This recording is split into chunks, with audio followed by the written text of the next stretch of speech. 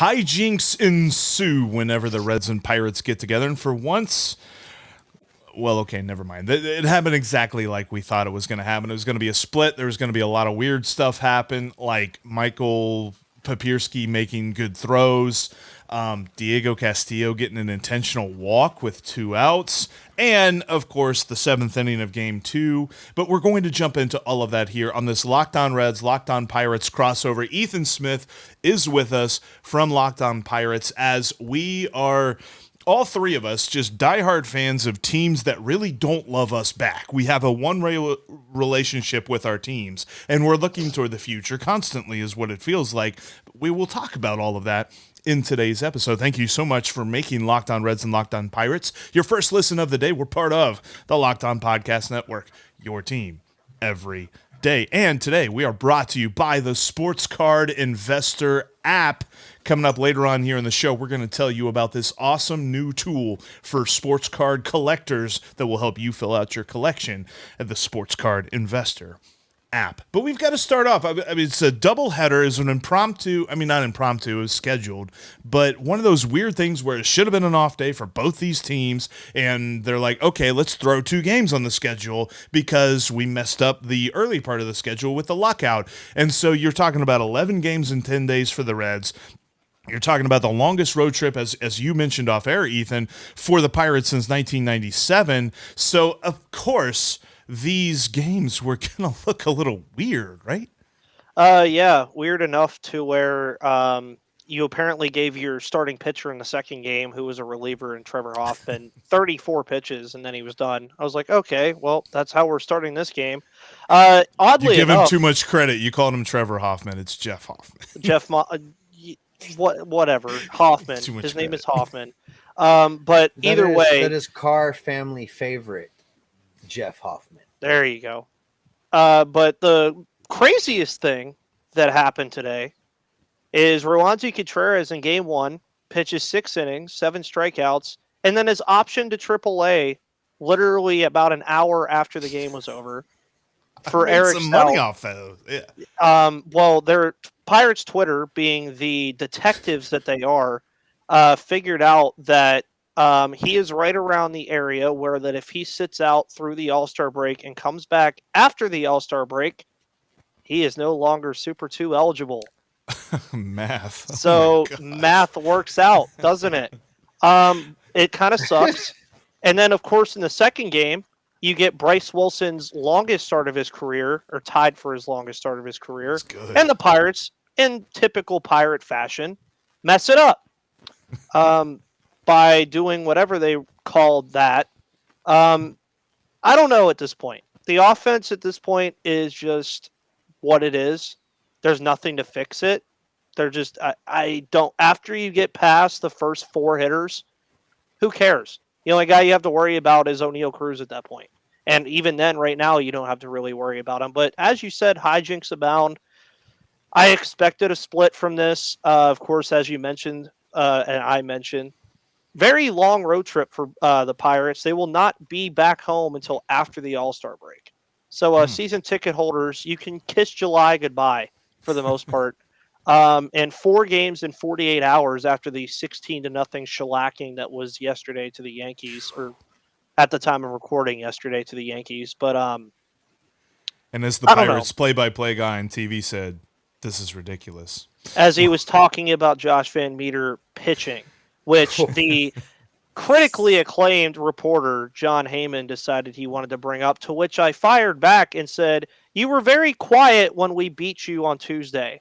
And people were like, "Why'd you say we?" I said, "Well, according to John Heyman and most of the beat or major writers, baseball only exists in 2 cities, and that's New York and Los Angeles." That's where I rest my case. That's true. And I mean, hijinks ensue, Steve. No, it's the Reds had no idea who's pitching.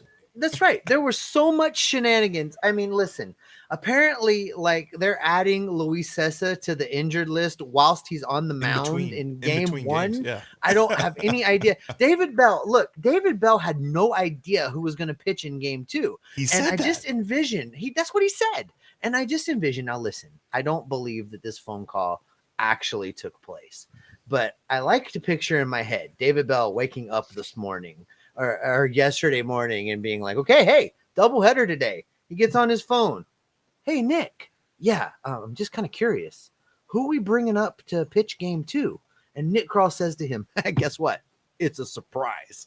Nobody had any idea what was going on.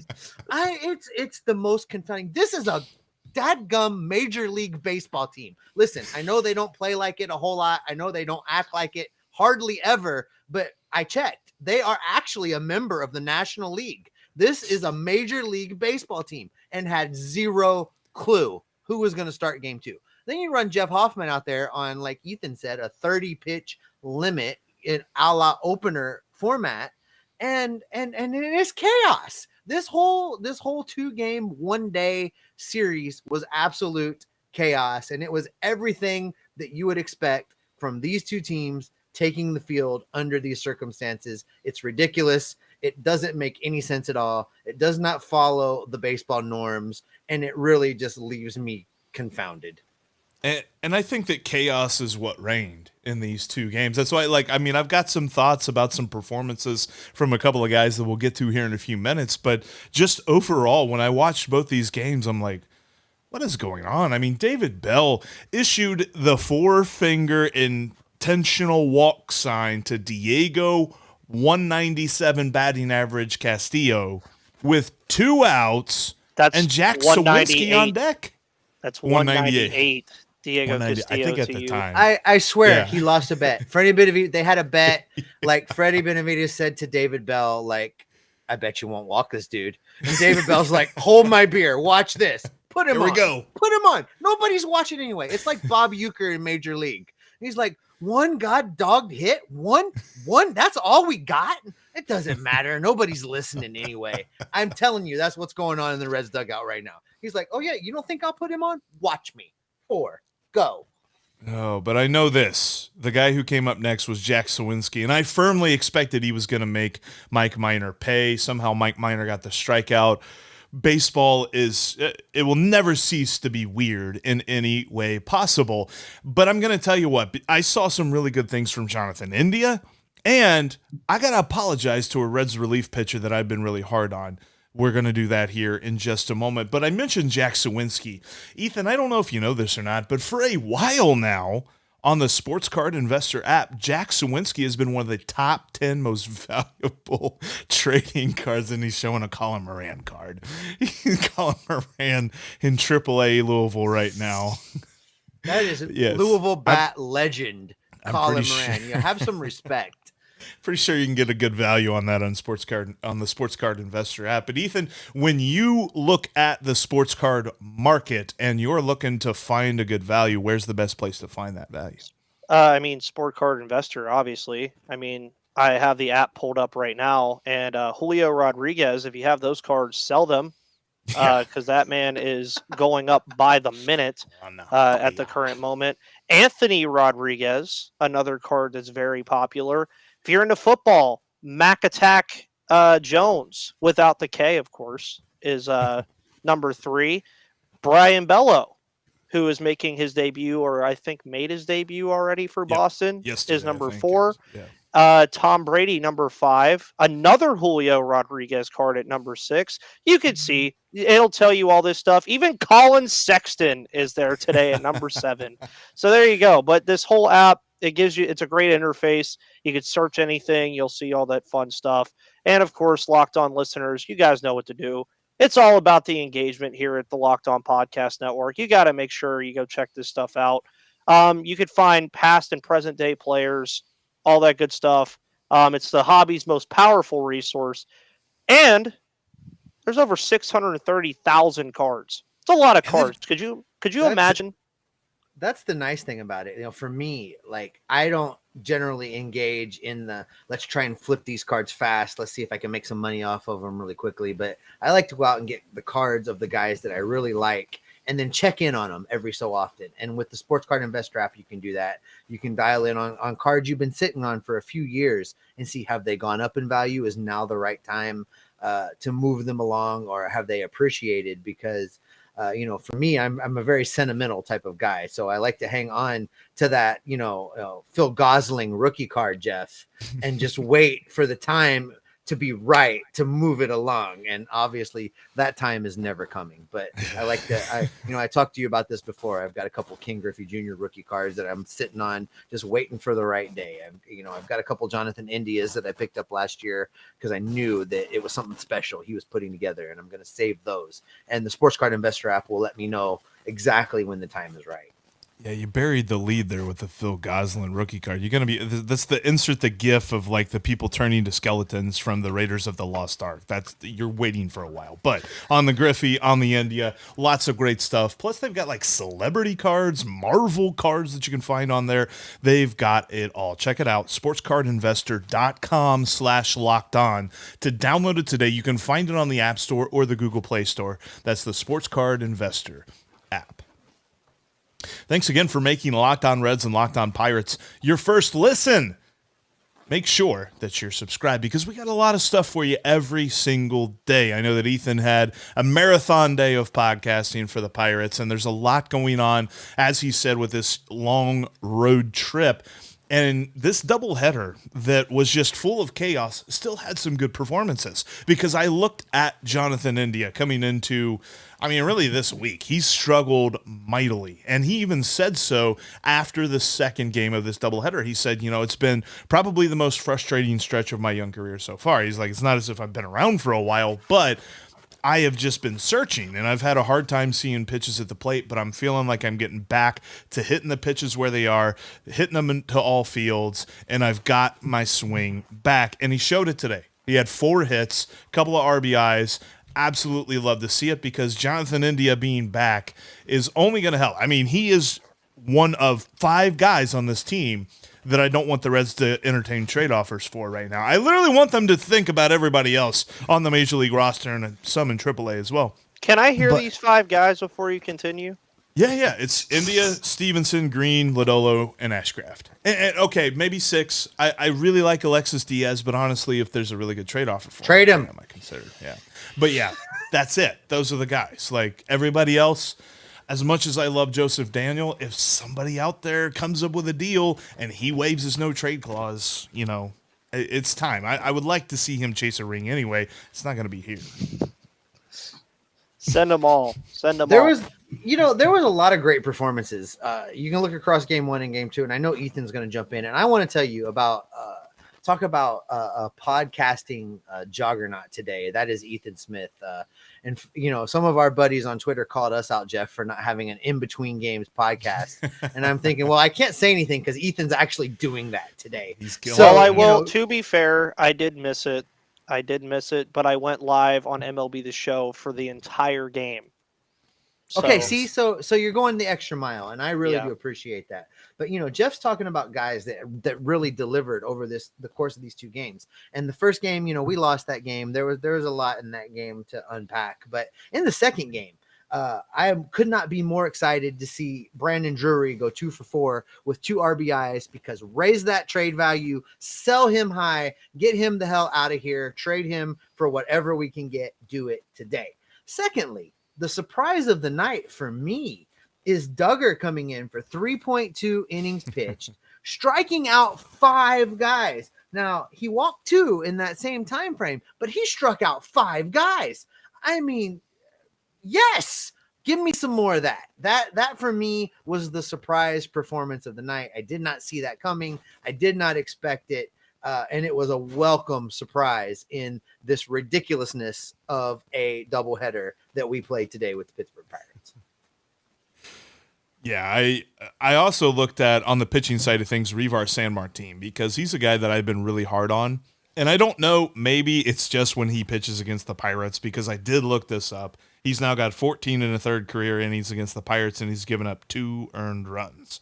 So I think it's just the Pirates. But he pitched really well, 2 2/3, had 3 strikeouts, nobody on base at all whatsoever against him. So I love to see that kind of a performance. But for me, honestly, it all changed in the 7th inning when Josh Van Meter just kicked the ball. It was a total easy, not total easy, but it looked like it should have been a routine play, and just he booted it across the infield, and then chaos ensued. What player on the Reds is the player that everybody in Cincinnati universally does not want on the team anymore? Tommy Tommy Pham. Pham. Okay, cool. That's Josh Van Meter over here. Because you bring up the kicked ball that was first, but then to me the even bigger play of that inning was when him and Ben Gamble had that miscommunication on that blooper, and as soon as that happened, I said, "Here we go."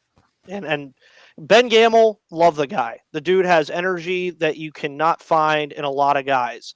But on that Brandon Drury play, or yeah, it was Drury that hit the triple that scored Yep. 2. Mhm. Just keep that ball in front of you, dude. I know if you make that play, that's a play of the year candidate. You save the runs and stuff like that. But that was one of those plays where, to me, keep the ball in front of you because personally, I don't think they go home on that play, Yeah. really, with how deep it was, especially if you fielded any sort of correctly. And even if they do, Gamble has a pretty decent arm. But yeah, you're right. 7th inning turned everything around, which is funny. When you look at the scorecard on ESPN still, it says that Wilson and Stratton only gave up 1 earned run apiece. That math doesn't exactly add up when they lost 5-1. Another fun tidbit before that inning started that I thought was really hilarious. The two teams had 1 run each, 5 hits each, and 1 error each. They were equally as horrible. Which is the question that I have is if the Pirates and the Reds combined, how many wins would they have? You talking about like combine the rosters? If they just combined the rosters and took the best players from both of the rosters and made a lineup, how many wins would they have? Well, you'd have a better lineup for sure, and you'd You'd have a have lineup of like Jonathan India, Hayes, Reynolds, I Nyquin. think we'd still be last Drury. place in the division. Even if you Yeah. combine those two teams, it would still be a last place team. Fair. Yeah. Just They'd be a because there's no third-place bullpen team, whatsoever. I mean, there's Bednar and that's it as far as the Yeah. bullpen. Like, because there's nobody on this Reds bullpen that I'm like, because when Bednar came out in the first game, I'm like, yeah, that's the guy right there. Like, there's nobody that's a guy in this Reds bullpen, and they've showed it all year. And anybody that we thought in spring training was going to be close to being a guy is on the IL right now. There's so many guys on the IL, and with Luis Sessa going on the IL in between games, it just added to it. Like, he was one of the few that had not touched the IL this year, and here he's on it too. I think somebody joked that the Reds have, well, of course now 29 wins, but they have 29 wins and 16 people on the IL. It's like, it's not as if your wins are going to go down, but that's kind of creeping generously close to the number of wins you have, and that's Not good. a little bit tough. But yeah, between the two games for me personally, I mean, Vogelbach in the second game, 3 for 4. You'll take that all day. As you guys mentioned with Drury, Vogelbach is becoming a guy that you could potentially trade somewhere. He's sneaky right now. 242 average doesn't, you're not sending that home to anybody, but if you get something back for him, that works. And I think you have to shout out Bryce Wilson and Contreras in both of these games. They gave you 6 innings. They both did well. Of course, the result for Wilson wasn't the same, but I mean, both of those guys did what they were supposed to do. I also think it's funny that Pirates Twitter at this point, with like games like this, just in general, are starting to comparing Cherington and Neil Huntington, and how Neil Huntington made the playoffs 3 times and had 4 winning seasons. And I always retract that statement, Pirates fans who are listening, and Reds fans who are listening for that matter. Cherington has been the general manager of this team for 3 years. One of those years was a 60-game season. The second one was a season that didn't start on time, and another one this year that did not start on time. The guy has literally not been the general manager of the team in a normal year since he started. And this is also considering that the team that you see now that Jeff called fun a week ago is only going to get more fun. I mean, you have so many guys to choose from moving into next year. There's still way too much time to put the writing on the wall on a general manager that has Jason DeLay at catcher right now. Ethan, I want to unpack that for just a second, because right now in Cincinnati, I am ready to run Nick Krall out of town on the rails, our general manager. But he's been in a very similar situation. Dick Williams steps away. Nick Krall takes over in what is not normal baseball time. And I feel like that even though it's not normal baseball time, I've been able to see enough to evaluate his decision making, and that he cannot construct a roster to save his life. And that's why we've got David Bell out there not knowing who's going to start a game for him, and we've got not a catcher on our roster that can hit the ball, and many more of those types of examples. But I hear you saying maybe cut your guy a little bit of slack because he's got a plan. Is that really how you feel? Is that what you think? Can you unpack that just a little bit more for me? Yeah, and I mean, the thing is, too, is I don't want to evaluate Cherington until we get to a point where this team says, okay, his guys are here now.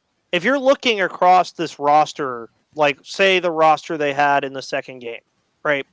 He signed Vogelbach in free agency. Throw that away. We're going to talk about the young guys. Reynolds was from the old regime. Cruz was from the old regime. The only guy that was in the lineup that was not from the old regime are Sawinski and Castillo. There's not too many of Cherington's guys yet. That's going to be next year when you get into the idea that his first draft pick was Nick Gonzalez. He's also drafted Henry Davis, Anthony Solometto, who's looking like Shohei Ohtani light down there at the FCL right now. And you look at what he inherited, and everybody said, well, he had Musgrove, Talio, and Bell, and he traded all of them away. Those guys weren't winning anything together. That was the right move at the time to get whatever you could out of those guys and cut your losses and call it a day. But you even look at the trades that he's made. He traded Adam Frazier for Tucupita Marcano and Jack Sawinski. Marcano and Sawinski are outplaying Adam Frazier. Mm. Adam Frazier didn't even stay on the team that they traded him to. You get Roansy, Contreras, and Miguel Yajure and Mike Heliscato, a guy who's still far away from the Yankees, in the Jameson Taillon deal. That's starting to look fine. Contreras looked well today. He's looked fine. Most of his trades have been fine. Will Crowe has become a good bullpen arm in the Josh Bell trade. All I could say to Reds and Pirates fans at this point with the general managers, I don't know how it is for Cincinnati, but for Pittsburgh, more in particular, I'm not judging him until his guys come up here.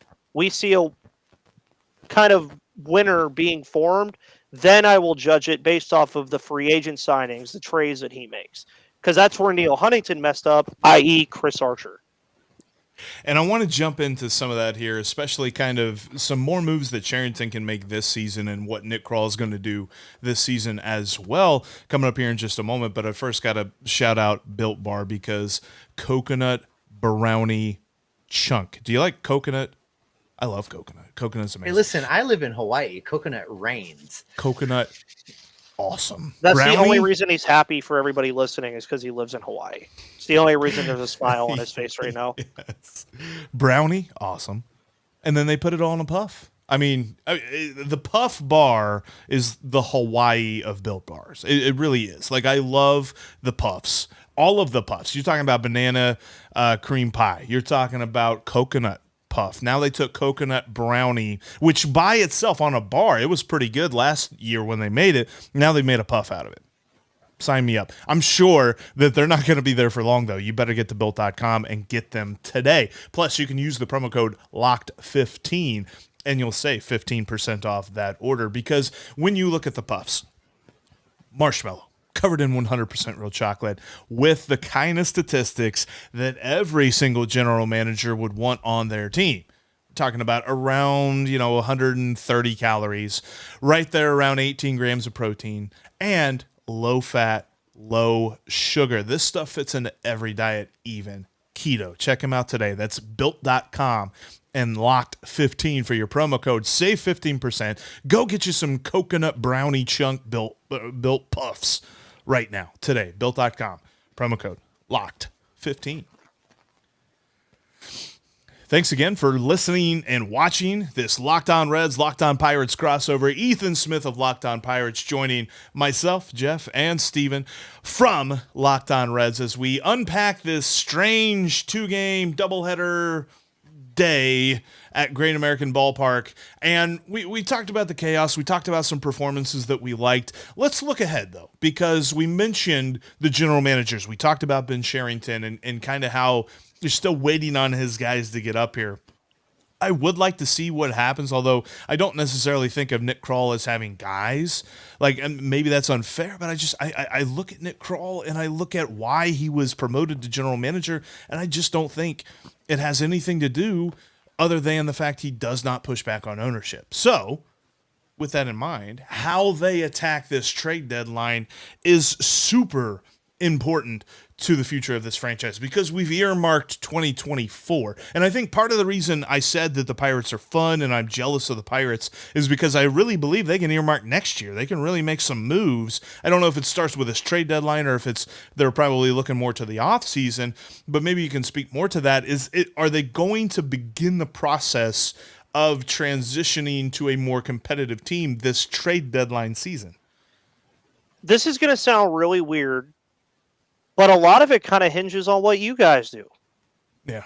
Because our main trade piece also happens to be a starting pitcher. He just happens to be a much older starting pitcher who has still consistently been good in Jose Quintana. But Reds fans already know this. Luis Castillo is the prize of the starting pitching trade market. Yeah. Wherever he goes, whatever teams don't get him are going to immediately start looking below that. That's where the Pirates come in with Quintana. That's where the A's come in with Frankie Montas and JP Winkledine and all those guys that they have over there.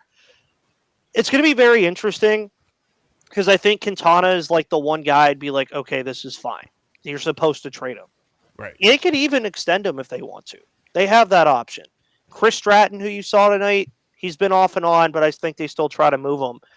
There's no guy, though, that I feel comfortable with the Pirates moving on from that is okay. Like, Brian Reynolds has been brought up again. If I had a freaking dime for every time I see a Brian Reynolds of the Yankees trade, I'd be rich. I wouldn't even I would do this for free because I wouldn't need Sounds it about anymore. right. But Brian Reynolds, I can't justify trading the guy. And I actually asked a question while I was on that live stream today that I did during the game. What teams does Brian Reynolds not start on in Major League Baseball?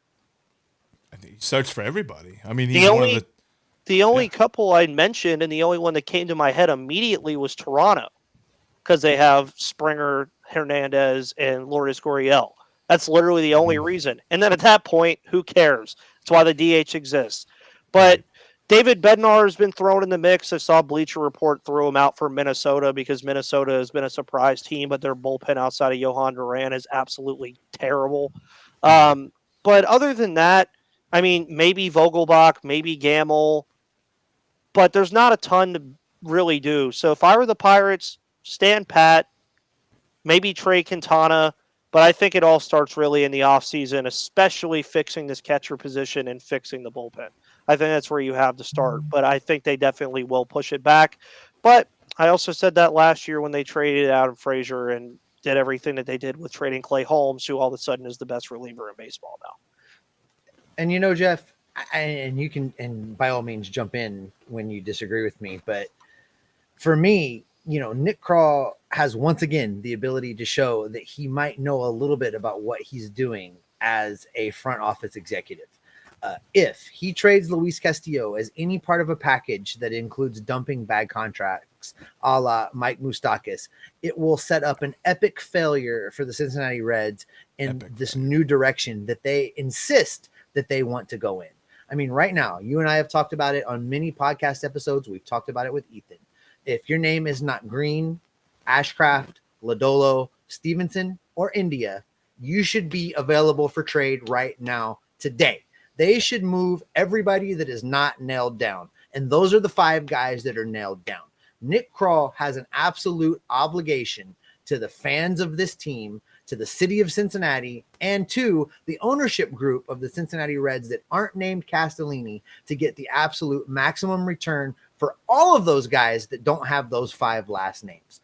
And if Castellini insists on packaging bad contracts with the premier trade chips that this team has, it is going to torpedo the Cincinnati Reds for years to come. No, I 100% agree. And the metaphor of, you know, trade everything that's not nailed down, basically look at this team and say, who's going to be here when they're good again, which we keep saying 2024 is when, honestly, we're hoping when that's going to happen, but it kind of looks like that's going to be the year. So if they're not going to be here in 2024, trade them. And to your point, Ethan, that's why you don't trade Brian Reynolds, and that's why you don't trade David Bednar, because they're going to be there when the Pirates are good again, because the Pirates are going to be good again next year. I hope so. When you I got all choked up thinking about that. So when you look at the moves that these teams need to make, they have to have that in mind, because obviously this is not the year, but they know when the year is, and it's coming up soon. And that is how they're going to move forward. I tell you what, we are going to have that covered every single day, whether you're talking Locked On Pirates, you're talking Locked On Reds. Ethan's got you covered on the future of the Pirates. Steve and I are going to just really focus a lot on what the future of the Reds are, because trust me, Ellie De La Cruz got named to the Futures team, and he absolutely murdered the baseball yesterday. 3 homers in a game, including hitting a dude on the lawn in the head who wasn't even watching the game. I feel sorry for the guy, but he got clunked and fell over. It was hilarious looking. Anyway, there's lots to talk about when it comes to the future of our teams, and we'll be covering it each and every day. Thank you, everyone, for watching and listening to this Locked On Reds, Locked On Pirates crossover. Now make Locked On MLB Prospects your second listen, because the draft is coming up, and Lindsey Crosby has you covered on all things MLB Draft and the stars of tomorrow. That's Locked On MLB Prospects, just like Locked On Reds and Locked On Pirates, free and available on all platforms. We'll talk to each and every one of you Monday.